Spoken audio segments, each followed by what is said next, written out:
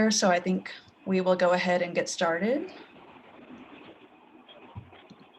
So hello everyone. Thank you so much for joining us late this afternoon and early this evening, particularly given the weather conditions right now. My name is Becca Castleberry, and I'm the director of the Oklahoma Alliance for Geographic Education. Today, we're going to be examining the Tulsa Race Massacre, and then we will go over some different strategies you can use in your classroom when discussing this topic with your students.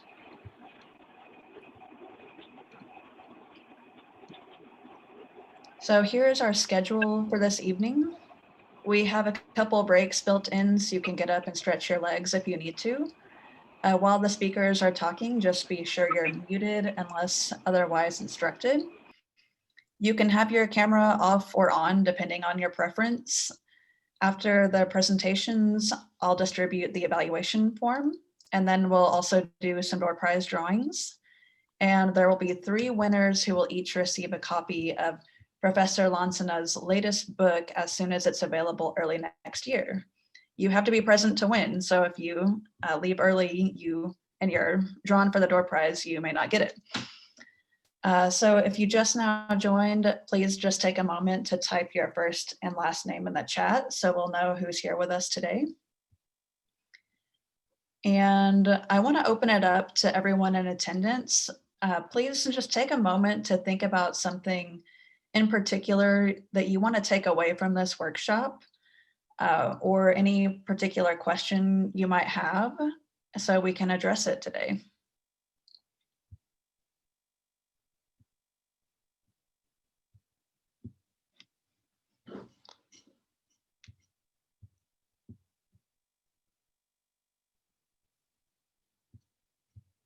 And feel free to type anything in the chat that you want to know.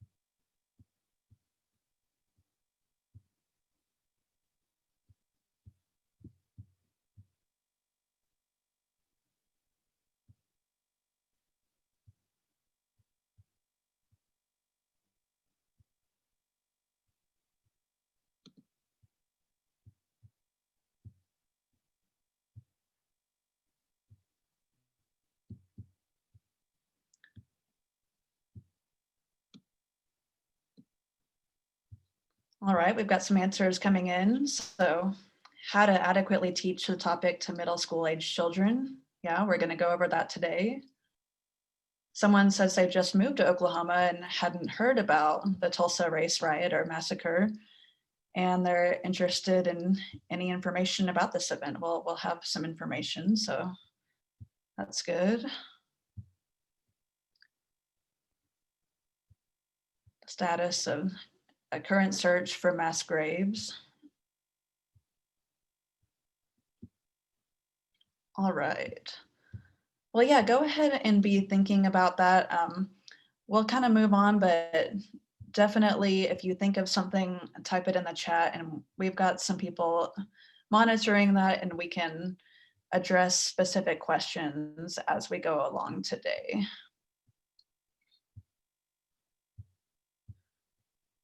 All right, so our first speaker today is Professor Quraysh Ali Lansana.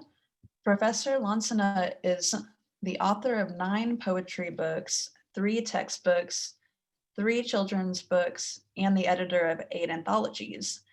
He is a fellow with the Tulsa Artist Fellowship and an adjunct professor for Oklahoma State University, Tulsa, and he also is a curriculum auditor for Tulsa Public Schools. Currently, Professor Lansana is teaching a course titled Black Wall Street, Greenwood's Evolution and Reawakenings, 1850 to the Present. We're so thrilled and honored to have Professor Lansana participating in this session with us today.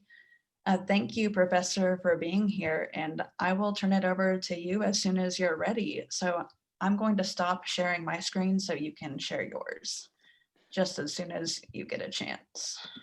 Oh, well, I have nothing to share yet, and Oh, well, yeah, you're that's gonna fine. share the book for me in a little while. But Yes. thank you, and thank you, Becca, and thank you to all of you for being here. Your questions are so great in the chat room that I almost want to forego what I planned just to address your questions. But I'm going to do my best to try and get all of it in.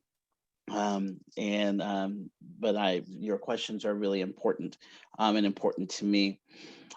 So much of my work, and certainly in the children's book that you'll see, my forthcoming book that you'll see shortly, is about emphasizing the idea of Black excellence over Black pain. I've been researching Black Wall Street and the massacre now for about 18 years. Much of that time spent in Chicago, though I was born in that sad little town called Enid many, many moons ago. And I left Oklahoma for 30 years, Chicago and Brooklyn, and have been back in Oklahoma and a Tulsa resident for 2 years. But I've always this subject, what happened with Black Wall Street, and particularly the evolution, has always been important to me and to my research, and really to my life in ways that I didn't really understand till maybe I was about 25. I know one of the questions that a few of you asked is, why were we not taught this in Oklahoma history class, or why were we not taught this in schools in Oklahoma, period, until very recently, really in the last year or so. And that, of course, was by design. That the city government, as well as the state government, made a concerted effort to bury this history, to remove this history, even as far as removing the front plates of the Tulsa Tribune that contained the banner headline, "Nab Negro for attacking girl in elevator," and also carried an op-ed piece in that same edition that read, "To lynch a Negro tonight." And so the city and the state made a concerted effort to bury this history, and did successfully for almost 90 years, really. And that was because of the significance of the blemish, when blemish is being polite, of what happened with the destruction of 36 blocks of independent Black wealth in the face of the most severe Jim Crow laws in the history of this country. So the state was attempting to bury this history. And again, I'm getting a little bit ahead of myself, but the aid that came to the Blacks in Tulsa after the massacre, the monetary aid, the humanitarian aid, largely came from folks and entities outside of the state who understood the significance and the horror and the dynamics of what took place here. The city did everything in its power to attempt to block Black folks from being able to rebuild. And B.C. Franklin, the father of John Hope Franklin, and his law firm, for folks working in a tent where their building actually used to stand, or where it actually used to exist, petitioned and filed lawsuits against the city repeatedly, working against the sort of ordinances that the city put in place, everything from the insurance companies saying there's no such thing as riot insurance, therefore you don't get a dime for all of the insurance money you paid on your property, to city ordinances that made it almost impossible for Blacks to be able to afford to repair their roofs because of the particular materials that the city required for rebuilding roofs on properties. And so B.C. Franklin and his team really led that charge to fight back. And the pressure from national forces was much greater than internal forces in Oklahoma in terms of righting this wrong. which, as you all know, is really not unthinkable, given this state's conservative history, and this state's real dance with segregation, that in many places in the state, and including where I am in Tulsa, continues to exist and thrive today. So that shouldn't surprise anyone, but it doesn't make it acceptable at all. So, all right, so let me sort of back up a bit, and sort of get into where I wanted to go with this. And so again, one of the things that I think it's important to understand, one, that as you all may know, the first Blacks who arrived in Indian Territory, as it was called then, this was pre-statehood, arrived on the Trail of Tears either as property, intermarried, or in the case of the Cherokee, freedmen of the 5 tribes. I refuse to use that term civilized, because that term civilized is a direct reference, as you all know, to the owning of Africans as property. And so that's how the first Blacks arrived in this territory. And then, and we're talking about the 1830s, 1840s, pre-Civil War. And then when the Civil War occurred, the Creeks and the Seminoles supported the Union, the Choctaw, the Chickasaw supported the Confederacy, and the Cherokee had an internal conflict about which battle or which side to choose, and so ended up not choosing a side at all. And that internal conflict was certainly in part because of the very real presence of freedmen, which was not the case with the other 4 nations, that there were actually freed Black men with the Cherokee, and men and women, I should say. And so, but all of the tribes with the 13th Amendment received land allotments, and that meant that the Africans, the Black folks who were with them, all received these land allotments as well. And so Black folks were able to take this land. Some folks put them together, collaborated or combined their land and created Black towns, as you all likely know as geography teachers and professors, that Oklahoma at one point had 50 all Black towns, more so than any other place in the country. And the first one was founded in 1850, so literally, before the Civil War. And that's Tallahassee. But what distinguishes these Black towns and these Black folks with land ownership in this place in Oklahoma, or Indian Territory it was called then, right, was the building on that land, right, and the entrepreneurship that defined the Black folks who were here first, and then those who came via the boostering of folks like Ed McCabe, which we'll talk about shortly. But it was the idea that entrepreneurship was as important as land ownership, but at the same time, it was the land ownership that distinguished Blacks in Oklahoma from almost any other major Black community in the country. So think about it for a second. Black Wall Street, or the Greenwood District here in Tulsa, just barely precedes what we know as Harlem in New York, Bronzeville in Chicago, a little bit older than Greenwood, but really not very much. The Hill District in Pittsburgh, the Black Bottom in Detroit.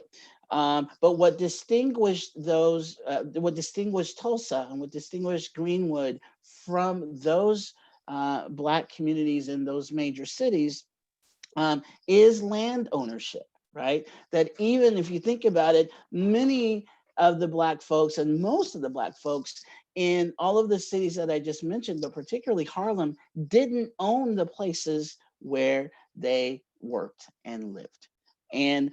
But Black folks here did. They owned their property, and the spirit of entrepreneurship and independence is what made Oklahoma so attractive for other Black folks. So then you had someone like Ed McCabe, who was the founder of Langston and Langston University, who was working very diligently to make Oklahoma an all Black state.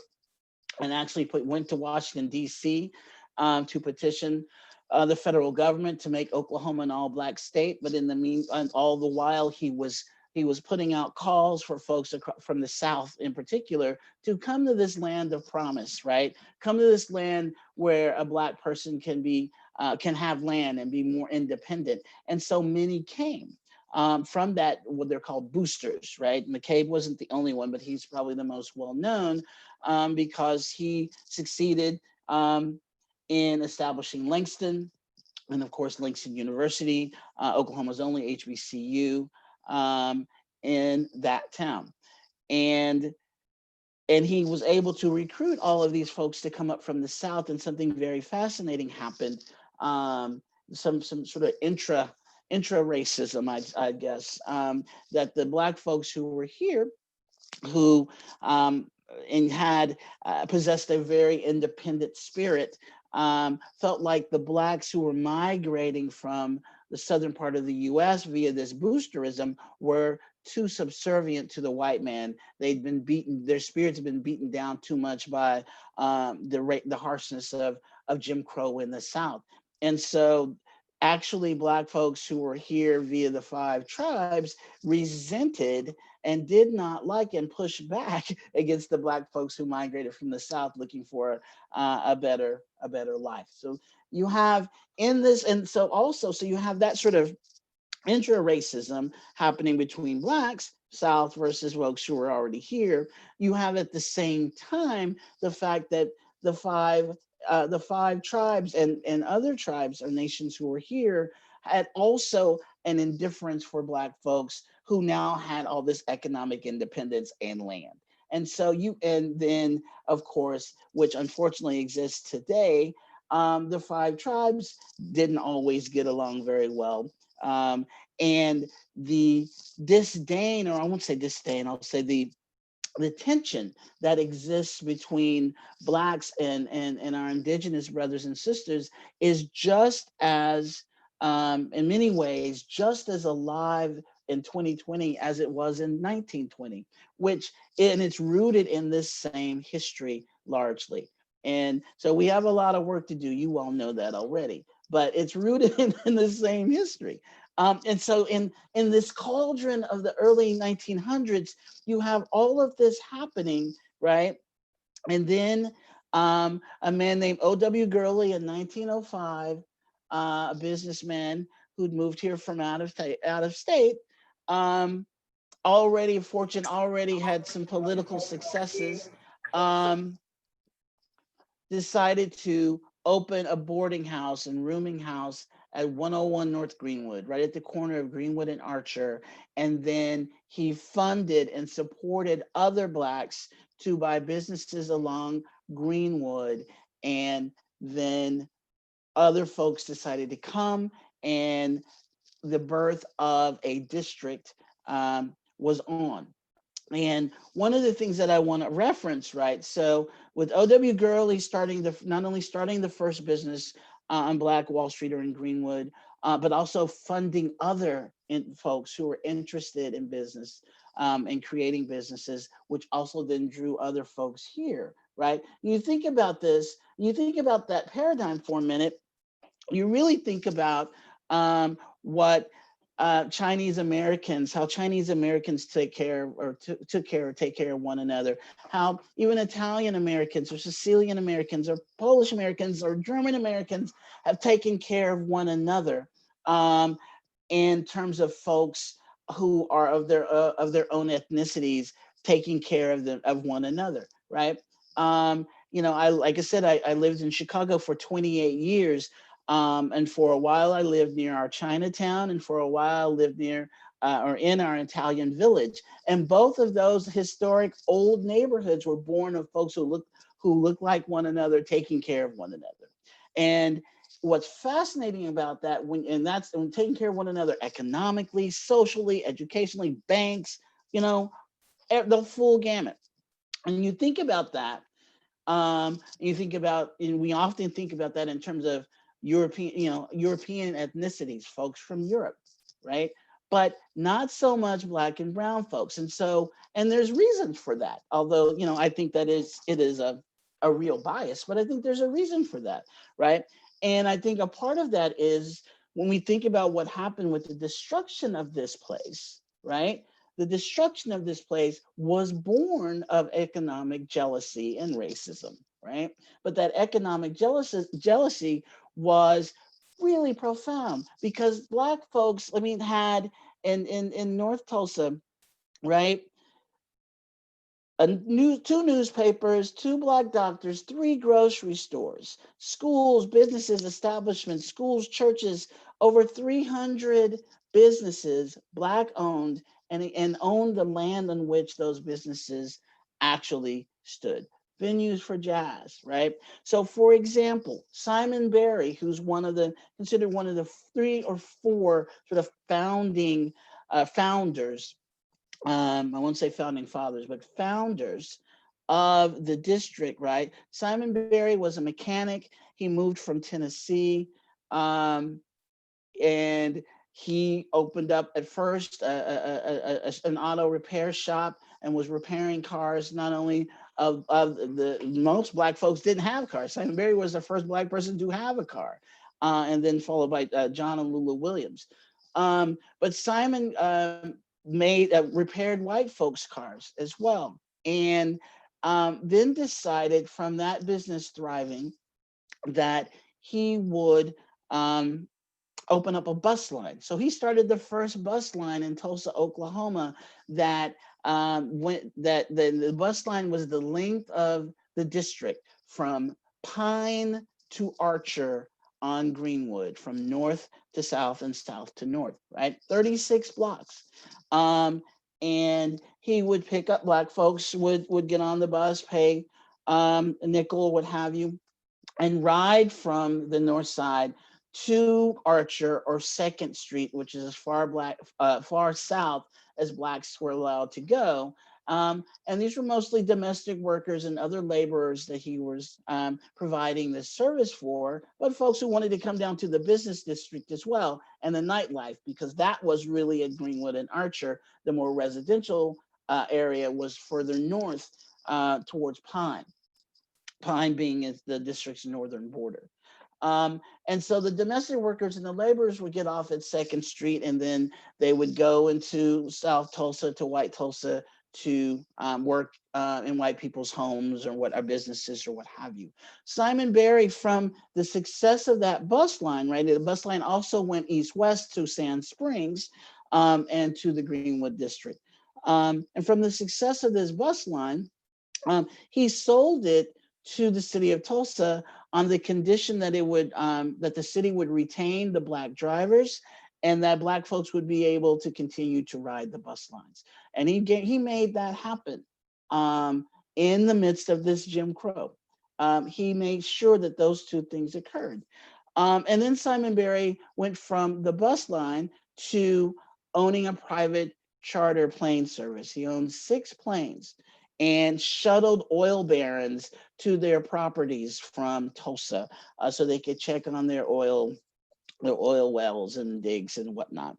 And this was a man, just to give you in context in terms of current money, this is a man who made and was worth over $2 million annually.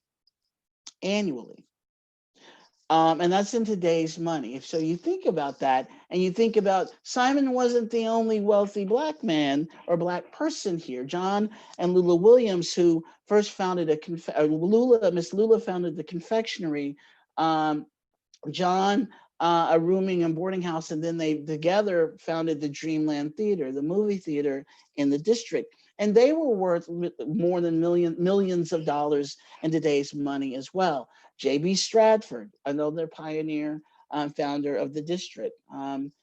So you had an immense amount of Black wealth and independence and entrepreneurship in the district, and that often goes underexplored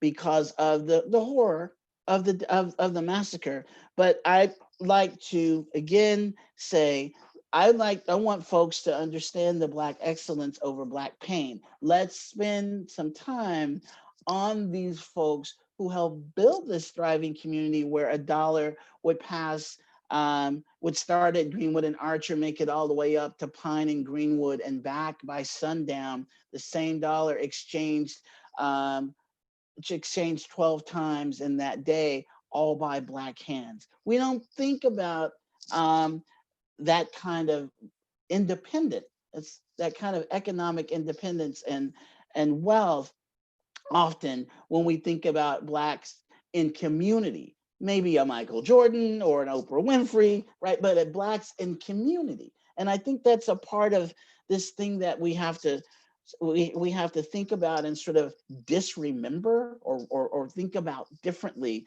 in the process of this history and also the history of other Black communities. And so by May 1921, 35, 36 blocks, 11,000 residents, 200 businesses or more, 20 churches, 20 restaurants, 30 grocery stores, 2 movie theaters, 2 newspapers, 6 private planes, 1 bank, 1 post office, a library, a bus system, schools, and law offices. All Black owned and all run by Black people. And again, when we think about how sort of disenfranchised and even still today, even segregated, I think we could use that term in many ways, that's a remarkable thing that these Black folks built, again, in the midst of Jim Crow, in the midst of not only Jim Crow, but the most severe Jim Crow, the Coach laws of Senate Bill number 1, were as awful, if not more awful, than anything that was enforced in the South. And so that economic jealousy combined with the political climate, right, of the ending of World War I and Black soldiers, Black men in specific, being able to fight on behalf of this country and then returning with a different kind of independent spirit that they weren't going to take the kind of abuse that they'd received before, although lynchings increased during the war. And remembering that also a part of this cacophony, right, is the Great Migration, which is the first wave, right, which is why, which is directly connected to millions of men, white and Black and others, going overseas off to war. So now you have this situation, right, where Blacks have been actively recruited by Blacks and others to come take part in the Industrial Revolution, come take these factory jobs that these men have had to abandon to go off to war. And then the men return, the Black men return with an independent spirit, even more so of, you know, what Woodrow Wilson said about the fate of this country depends on how we view law and order. And Black men saying, well, how do you view law? How do you apply that phrase to us, right? Why is there a disconnect when it's applied to Black men and Black people? And so in the midst of this, right, the end of the World War I, then you have the rise within the Great Migration, right? The rise of the Wobblies, the rise of unions and unionizing. And so men come home, particularly white men come home from the war. They expect and largely receive their jobs back at the factories, but now they have Black neighbors. Now they have Black co-workers. And now they think Black folks are don't know how to stay in their place. And then you have some lefty commie socialist types, I'm using that in air quotes, right, who are supporting inclusion of Blacks in the fight for workers' rights. Really? And all of this is happening all in this same cauldron, this same moment in history. And so you cannot escape the national climate of the country and what was happening in Tulsa in this moment, how it informs the massacre. But I don't want to stray too far away again from celebrating what Greenwood was. And again, and I hadn't thought about this, and I've been lecturing, again, as I mentioned, I've been researching this history for about 18 years. And, I've been teaching it for the last 2 years, formally at OSU Tulsa. But I hadn't really made the connection till just now. So thank you all because you made this happen. I hadn't made the comparison to the Chinatowns or the Italian villages in which I lived in Chicago, but thinking about how folks made sure they took care of their own, and in every way possible. And Greenwood was that, um, for Black folks in a way that the other Black neighborhoods or communities that I mentioned just simply could not be, because of land ownership, because of that economic independence, and because of the entrepreneurial spirit of the Black folks in Tulsa. And it made a huge difference, and particularly when you think about what North Tulsa is today. One of my friends and colleagues, and I have one that's a cultural mapper who's been culturally mapping the district, which I think you as geographers might be interested in. But also a friend who's been running some numbers and some metrics on what Tulsa would have been had the massacre not occurred. And his metrics suggest Dallas in size and per capita income and economic diversity, and cultural input and output, um, that that Tulsa would be Dallas, right?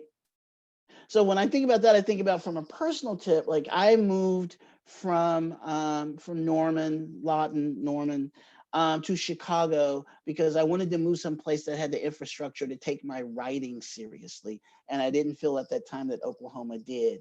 But if Tulsa had not, if this massacre had not occurred, Tulsa would have had a publishing empire already here that I could have gone to maybe start publishing my work. We still, to this day, have very few book publishers in the state of Oklahoma, sadly. Um, so that's when I say that about cultural output, and cultural diversity, I'm thinking about that as well. Things like a real music industry. And Tulsa is thriving. Oklahoma doesn't really have a problem with music, but to be able to support those musicians, to be able to support the artists and whatnot, those kinds of infrastructures are sorely lacking in many ways. And that's why I got up and moved to Chicago. But Tulsa could have been that, could have provided that, had the massacre not taken place. So I'm going to stop there. And then what I'd like to do now, Becca, is I'd like to show everyone and walk them through Opel's Greenwood Oasis. So if you don't mind sharing the screen. So Opel's Greenwood Oasis is my forthcoming children's book. It'll be my fourth kids book. And I co-authored it with an educator in Oklahoma City Public Schools, Naja Amatullah Hilton, and some magical illustrations by my good friend Skip Hill. And you'll see that what we really wanted to do here is not only have a very girl forward focus, because I think that's important. I think that there are not enough girl forward books at the ready for our young people. But we also wanted to make sure that the book represented the history of the district when it was thriving, and it did for 14, 15 years or more. When the district was thriving, and what it was to have been like to be a little girl, to be a child growing up in this. So, okay, so we can go to the next page. Then you can keep going until we get to some. There you go. So I'm not going to read the book to you all. You all can read it there, but I wanted you to take in, right, that we don't often, I think, or not often enough, um, experience um, the kind of, I don't know, what am I looking for, right? It's very rare in popular culture, and let's say popular culture forever, that we experience outside of, one of the Cosby Show series, right? Um, this sort of this sort of life, and representation of Black life, um, that is in many ways idyllic. But this was true. Can you go to the next one, please? And just Skip's illustrations are so amazing. The use of collage, and then photos from the period, right? Just a remarkable illustrator. Okay, we can go on, please. So it's a little girl talking about her day, about what her parents do um, during the school day while she's at school, what her fathers do, what the men do that folks here. And again, those are period pictures, also combined with Skip's drawing and collage work, um, and just the view of the world, of this magical place, this oasis, from the lens of an 8-year-old girl. Also, a way for us, again, to teach this history, and introduce this history to younger audiences. The book is designed, or really focused on grades 3 through 6, and I even say 3 through 7. But it's probably in the pocket really of 3rd through 6th grade. You go to the next one, please.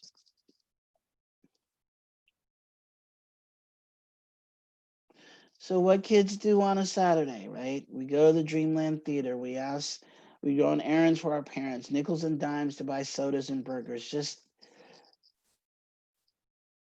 when is, I mean, it was just an ideal experience, um, of community. Again, but you couldn't go any further than Second Street, right? It's an ideal experience of Black community in the midst of segregation. Okay, next one, please, Becca.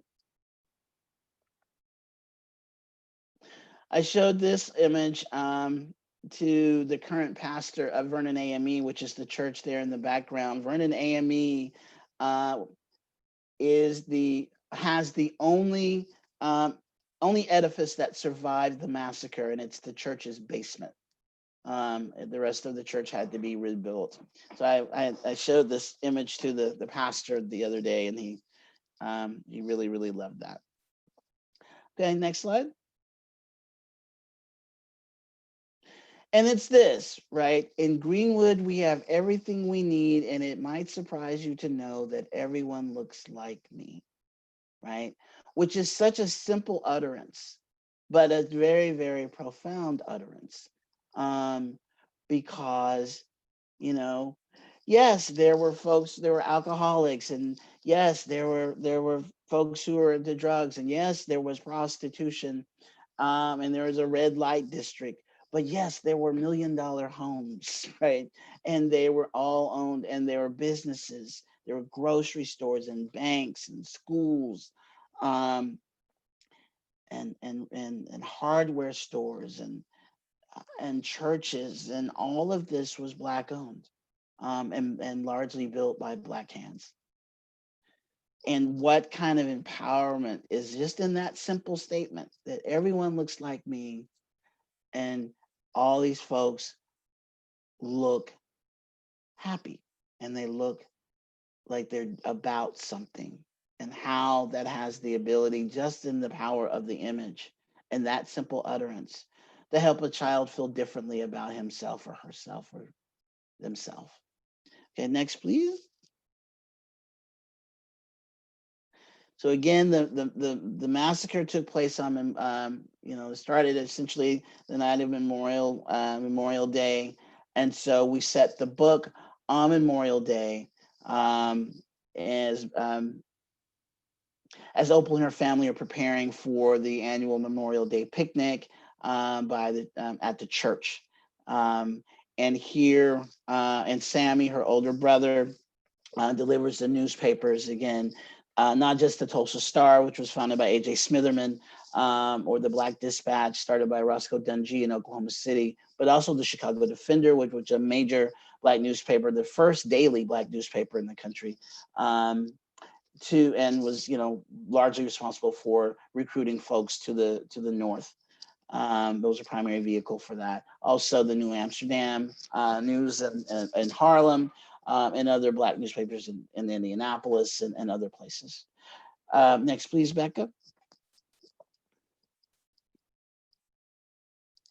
So on your left, you see Opel and her father waving to Dick Rowland, and Opel questioning why isn't he going the direction of the picnic, and it's because Dick has to go work on the Shoe Shine Parlor on Main Street where he works, which of course is across the street from that Shoe Shine Parlor is where the incident with Sarah Page occurred. So we introduced Dick very sort of subtly there.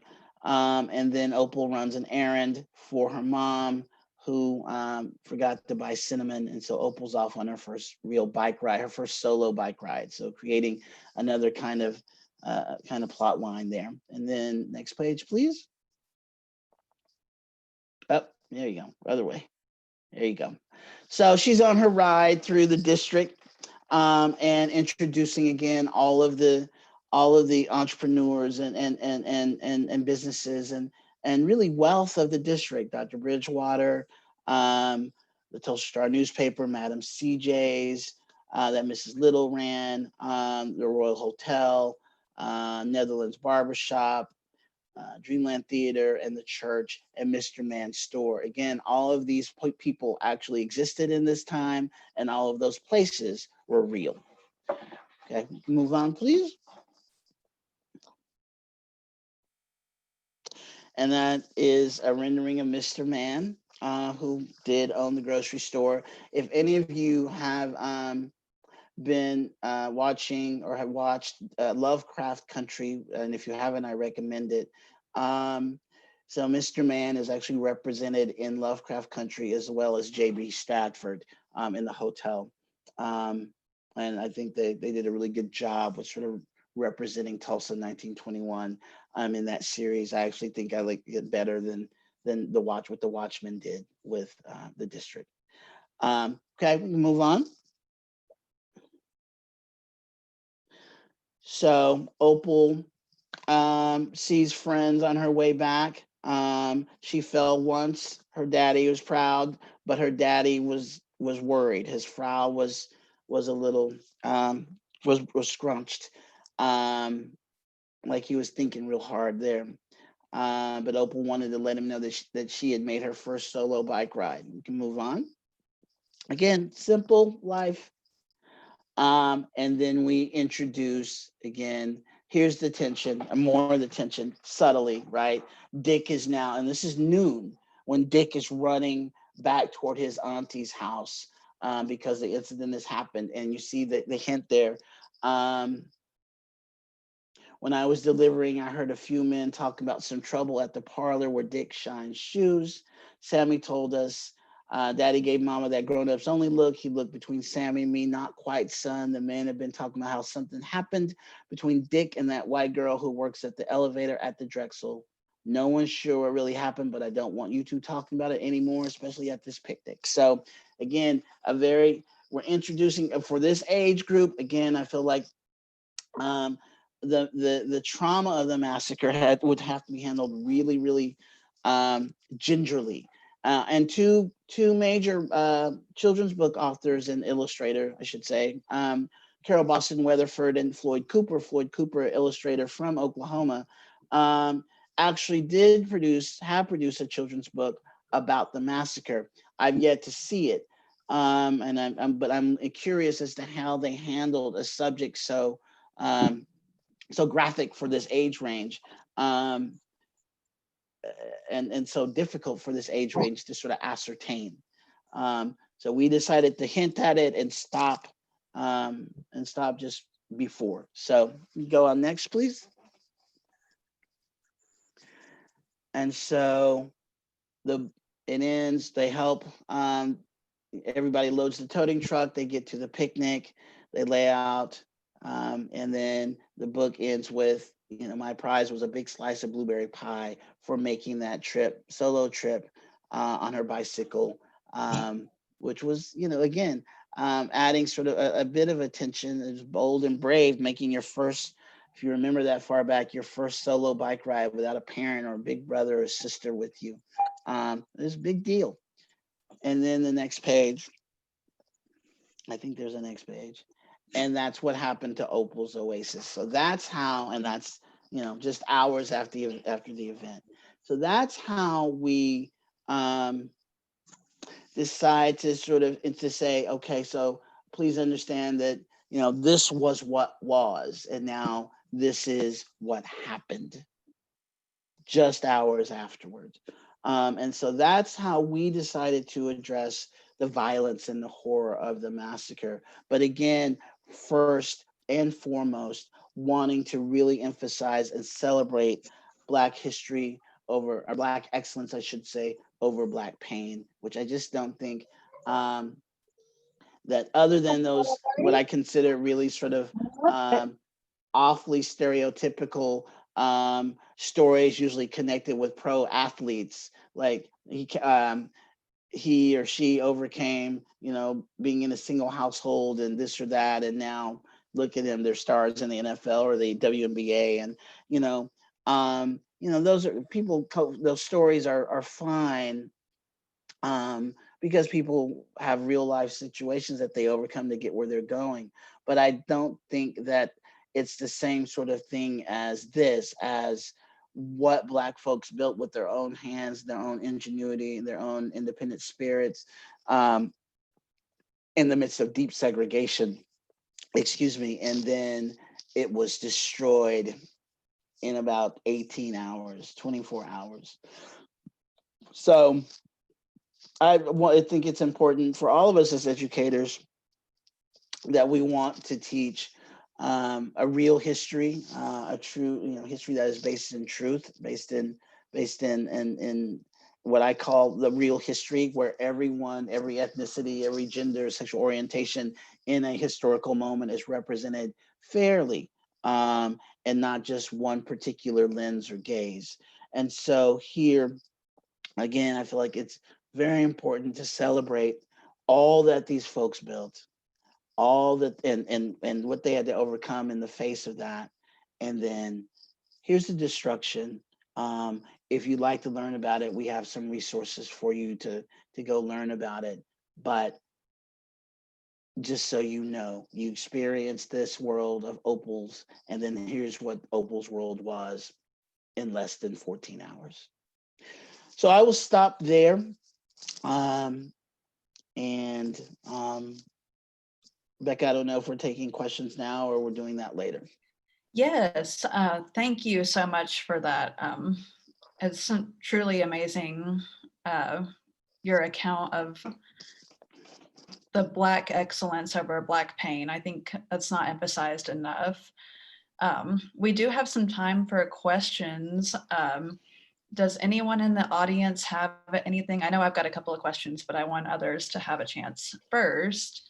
So if you've got a question, you may just type it in the chat and we'll address them as they come in. Or Professor Lansana, I wonder if we would also have time to address some of the questions that people had started out with at the beginning of the session. We may have some time for that as well. Sure. You wanna play Oprah and run them down for me? Sure.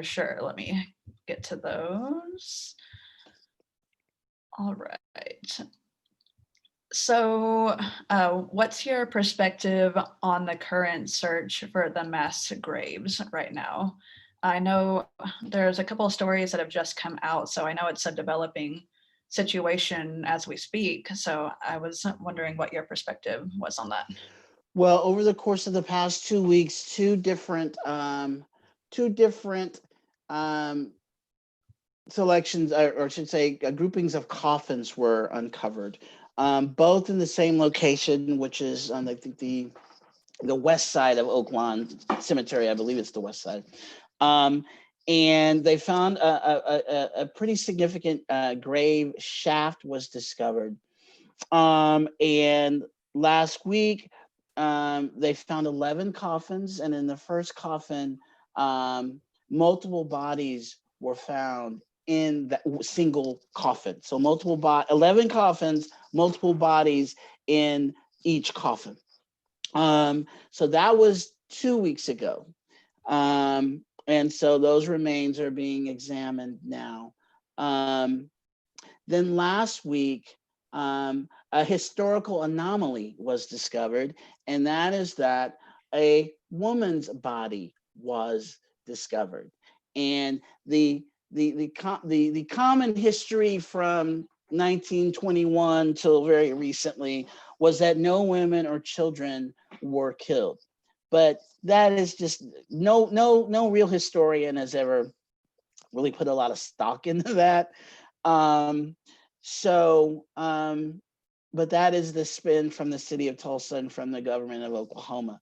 And so folks aren't really sure what to do with this anomaly, but the body of a female was found in the midst of these remains. And so the forensic folks are going through those now and trying to track down what they can to identify the remains. Yeah, thank you. Thank you for getting into that. It will definitely be interesting to see how this develops over the course of the next few years. So we've got another question coming in. Senate Bill 2. Okay. More about the Senate bill. Senate Bill so I number think 1? it's probably Senate Bill 1. Mm-hmm. Yeah, if you want to talk about that, Sure. or I can. Sure. So when the group of men who petitioned originally Teddy Roosevelt for statehood for this territory, Teddy Roosevelt said that I will allow this to go through as long as this territory is a non-Jim Crow state. So those men came back to this territory, created I think they'd already created the legislature pre-statehood. Yeah, they had for sure. And they when they were ready to return, Cleveland was president. And Cleveland granted them statehood, but honoring Teddy Roosevelt's wish of this being a non-Jim Crow state. So they said, "Thank you, Mr. President," and then they returned to Guthrie, and the very first piece of legislation passed in the Oklahoma legislature in the history of the state of Oklahoma creates the coach laws, which essentially segregates Blacks from being able to ride buses, to gather in, and even gather inside of railroad stations.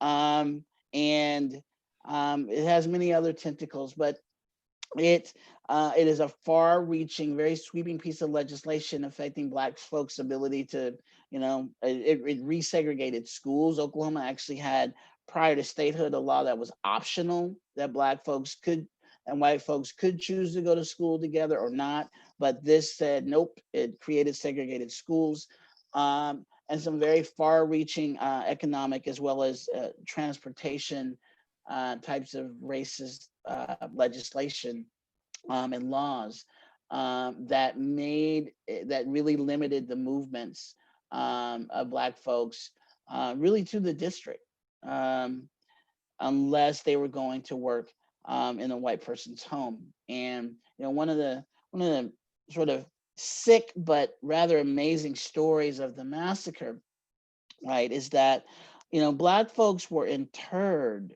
in 3 different locations for up to 6 days following the massacre: the Convention Hall, McNulty Field, and another spot that's escaping me right now. And the only way, until after martial law was lifted, the only way that Black folks could get out of those internment camps is if their white folks came to, as I heard recently, quote, claim their coloreds, close quote. And so if you worked for a white family, and some white families hid their Black servants if it was happening during the massacre. But if the Black domestic worker was in the district and got locked up, white folks could come down and claim their coloreds. That's the phrase. And then they'd wear a little badge that said police protection on them to be able for folks to identify, for the police to be able to identify that this Black person is okay, right, or safe. So it's an interesting moment. It's an interesting moment. Yeah, thank you for addressing that question. So we've got some time for a few more questions. We've got another one in the chat already. It's from Darren Williams saying, you talked about Greenwood preceding Harlem and other Black towns and communities across the country, and it differing based on land and property ownership. Could you expand on that? Sure. Thank you, Darren. Yeah, again, remembering how Black folks acquired land via, the treaty, the 13th Amendment, that were connected to the Civil War. And so Black folks now had an allotment, had their 40 acres and a mule, if you will. And again, many folks combined their land to create towns. Again, there were 50 all Black towns at one point in the state, more than any other place in the country. And because of the land ownership and then building on your land, on your property, and because there were folks like O.W. Gurley, the first person to open a business right at the corner of Greenwood Archer, because there was J.B. Stratford, John and Louisa Williams, Simon Barry, all of this incredible entrepreneurial spirit and economic, not only independence, but economic intelligence, right? That's like, okay, if we're in this deep segregation and this is where we're gonna live, that's okay. We're gonna make this place what we want it to be. It's gonna be our oasis. It's gonna be our haven. And so that's what they did. And then, as I mentioned a moment ago, with that comparison with other folks of European ethnicities taking care of one another, these folks, Stratford and Gurley and others, they actually helped bankroll other folks to start their businesses, and loaned them money and gave them seed money, and they paid back, and all that money, all that wealth stayed in these 36 blocks. It stayed in the community. And again, which is, again, a remarkable thing when you think about what I refer to as sort of the other, I refer that there were three reawakenings in the district, right? The first is the one that took place in 1921, 1922, immediately following the massacre, that B.C. Franklin, led by B.C. Franklin, as I mentioned earlier, the attorney, his group, and the Black churches, they had the district rebuilt and up really in a little over a year, in spite of all of the roadblocks that the city put in place, in spite of the fact that no one received a dime because there was no such thing as riot insurance. They had the district back up, not in its totality, but in the business district for sure, and some homes back up within a year and a half. So that's the first reawakening. The second reawakening is in the midst of the 60s, early to mid 60s, with the so-called urban renewal, when 50s to 65, I'd say, when the city decided to run the interstate through Greenwood and essentially make a literal divide between the north side and the south side. And that was done. And the city, with the construction of that highway, it halted the growth of that was taking place again, sort of a second reawakening, as I call it. And it's fascinating because if you're in Tulsa, or if you've been to Tulsa, if you've been to the Cain's Ballroom, you can look up and see how that highway curves at Cain's Ballroom, which existed, but it curves at Cain's Ballroom to go a little more sort of due north and east, straight through the neighborhood, straight through Greenwood, but avoids Cain's Ballroom by design, obviously. The third reawakening is what I think is happening now, and we have to remember that it's only been in the last 10 years that Greenwood was not essentially a factory, and sort of a factory depot and a trucking depot. And that's really what happened after the highway was moved through it, until the arts district was sort of created roughly 7 to 8 years ago. This district, the area, was largely a hub for truckers, and for meat packing and such. There's still a dairy down there, not far from my apartment now, and still some remnants of factories, and I shouldn't say factories, but trucking, the trucking industry, like a trucking hub or depot. And then what's happening also right now is that much of Greenwood is being greatly gentrified, and it's problematic in many ways. But there are also some businesses, some Black-owned businesses, not enough, but literally on the corner of Greenwood, we'll say at Greenwood and Archer, to the Greenwood Cultural Center, maybe the OSU Tulsa, and there's some life starting to reoccur there. So I'd call that the third reawakening. I hope I answered your question. Did I ramble too much? Yeah, so another question came up. It says, is it also true that business was transacted between Greenwood and some other countries? I have researched, and I would say yes, I have read that. I can't go into great depth on as to what particular industries. I'm not as versed in that particular aspect of the history, but absolutely yes, it did. Gurley himself owned oil wells. There was Oklahoma at the time was in this area of Oklahoma was the nation's leading exporter of asparagus. Huge crop. You don't think about Oklahoma and asparagus, but it was a huge cash crop here during this period as well.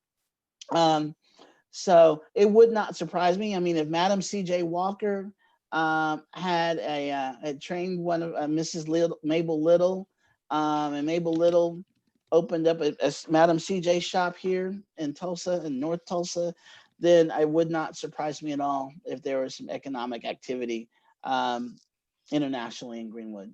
It would not surprise me at all. Yeah. So Darren says you did answer his question. So word. Good. Good. Yeah. So I know there's been a whole bunch of discussion recently with the centennial coming up and with increased prominence in pop culture and Lovecraft Country and Watchmen. Can you speak to the historical accuracy of what's going on in those shows? Is there anything in the shows that maybe could be taken out of context, or maybe someone might not understand, or is it completely accurate? I personally have not seen the episodes referring to the Tulsa Race Massacre. I have watched a couple episodes of Lovecraft Country, but I haven't seen all of them. So I'm just kind of curious what your take is on the increased prevalence in pop culture. Well, if you haven't watched the penultimate episodes to Lovecraft, then I'm not going to spoil it for you, Becca. Okay. But I think they do a really, really fine job of historical authenticity. not only of the buildings and the look of the district, but of, I mean, they recreate the massacre in what I think is a very, very profoundly well done manner. Um, the Watchmen, the Watchmen is fantasy. It's Marvel, and it's hard to, and because they were sort of with Watchmen, we're sort of in two different kinds of realities. Um, it's it's hard for me to, as a historian, to sort of judge it because it's fantasy.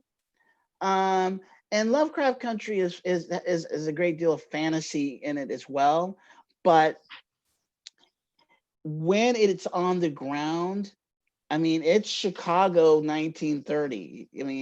I didn't live there in Chicago in the 30s, but I lived there in the 80s through very recently, and it is there very much Chicago in the in that time period. It's very accurate.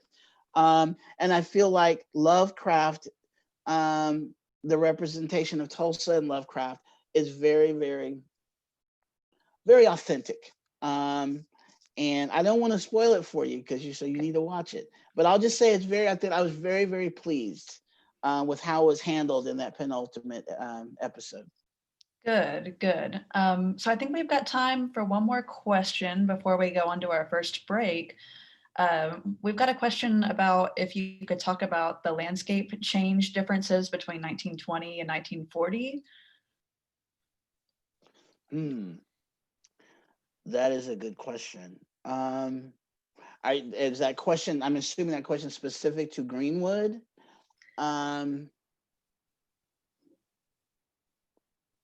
So what I know is that after all of the homes and businesses were leveled,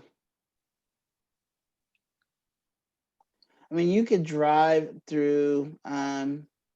on between John Hope Reconciliation Way and Main Street right now by Haskell and Independence and see the hills where homes once stood and the stairs to nowhere, as we call them. But the landscape, I'm not a geographer, so that's not my area of expertise. But what I will say is, the district used to have many, many trees, many more trees than it does currently, particularly as you go further north. Even with some of the work that OSU Tulsa has done, and OSU Tulsa is on Greenwood itself, the hill where the brickyard is still there from the 1920s. Much of it, though, between urban renewal and the residuals of the massacre, I think a bit of it is no longer what it looked like. No longer in the same sort of spatial relationship that it had in the 20s or 30s. Trying to think if I'm missing anything, and then there's been a lot of, OSU created a man-made pond. Some of that hill off of John O. Franklin was sort of raised for an apartment complex. So much of it is not quite in the same sort of state that it was in the 20s and 30s for sure. Yeah. All right. So one final question. It's an easy one. When is your book going to be available? The book will be released in early February 3rd, I believe my publisher said. And I'd be happy for all of you to have copies and for you to buy them and share them with your kids and teach them. And we also have a curriculum that's connected to, as I may have mentioned, connected to the book, although the curriculum is for a little bit older kids, but the curriculum can also be adapted based on the Opel book and that story for the younger grades as well.